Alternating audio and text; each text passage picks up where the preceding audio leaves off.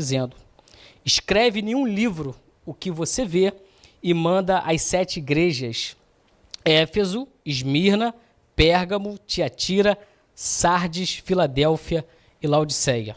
Você vai ouvir e você vai escrever. Você vai ouvir e você vai escrever. O apóstolo João, irmão de Tiago, que era filho de um pescador da região da Galileia, chamado de Zebedeu, ele foi o escritor do evangelho que leva o seu nome, e das 3 epístolas universais que também levam o seu nome: a primeira epístola de João, a segunda epístola de João, a terceira epístola de João. Inclusive, ele escreveu o livro do Apocalipse. João era o apóstolo intitulado como discípulo a quem Jesus amava. Ele recebeu do Senhor uma espécie de promessa onde Cristo disse que, se ele quisesse, João ficaria vivo até que Cristo aparecesse para ele. E isso se cumpriu quando, por ordem de um imperador romano, Filipe, chamado de Domiciano, ele ordena a reclusão de João até uma ilha chamada de Pátimos. Todos aqueles que no período do imperador romano Domiciano ou eram considerados ou tidos como uma ameaça pessoal ou ao Império de Roma, eles eram exilados na ilha chamada de Pátimos para serem afastados da sociedade e para morrerem solitários. João recebe uma palavra da parte de Deus e agora um ancião de dias, um homem que se gastou na obra de Deus, foi ele que ouviu de Jesus: mulher, eis aí o teu filho. E homem, eis aí a tua mãe. É alguém que agora, no final do seu ministério, alguém que era o líder das 7 igrejas que nós lemos aqui da Ásia Menor, pastoreava a igreja em Éfeso, um homem que tinha um contato com Deus, por uma perseguição, ele está sendo conduzido à ilha chamada de Pátimos para terminar o seu ministério.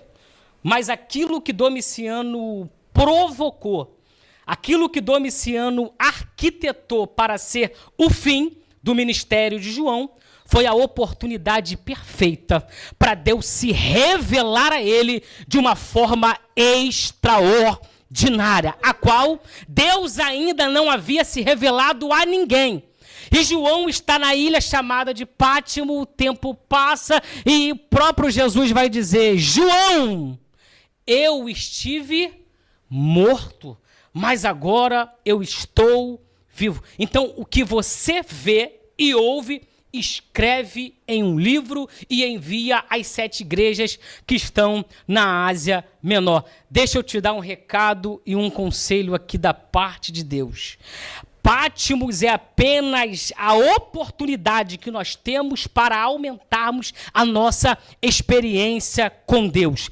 Pátimos não é um ponto final. Pátimos não é o final do teu ministério. Se você está pedindo para conhecer e prosseguir em conhecer Deus, será em Pátimos que ele vai se revelar para você de uma forma extraordinária. Nós temos uma mania feia de darmos carteirada nos novos convertidos. Eu tenho 15 anos de ministério, mas a cada dia mais que o Senhor nos coloque em algumas Pátimos, que a gente sofra realmente algumas injustiças, que alguns amigos saiam do nosso lado, que falte o dinheiro, que o carro quebre, que você não tem dinheiro para pagar o seu aluguel, só não pode faltar em Pátimos é a voz e a presença dele. Se ele tiver, a tua história não termina. João, que para muitos terminou o ministério, ele está em Pátimo escrevendo um novo capítulo da sua história. Você ainda vai escrever muitos capítulos da sua história, porque é em Pátimos que a gente vê ele como com os olhos como chama de fogo. É em Pátimos que a voz dele é como o barulho de muitas águas. É em Pátimos que a gente vê que na coxa dele está escrito Rei dos Reis e Senhor dos Senhores. É em Pátimos que da boca dele sai uma espada aguda. É em Pátimos que a experiência, a intimidade aumenta. Então não reclame de Pátimos, se Pátimos é o meio, é o caminho que Deus está fazendo para você voltar a ouvir a voz dele. E assim eu agradeço a minha oportunidade.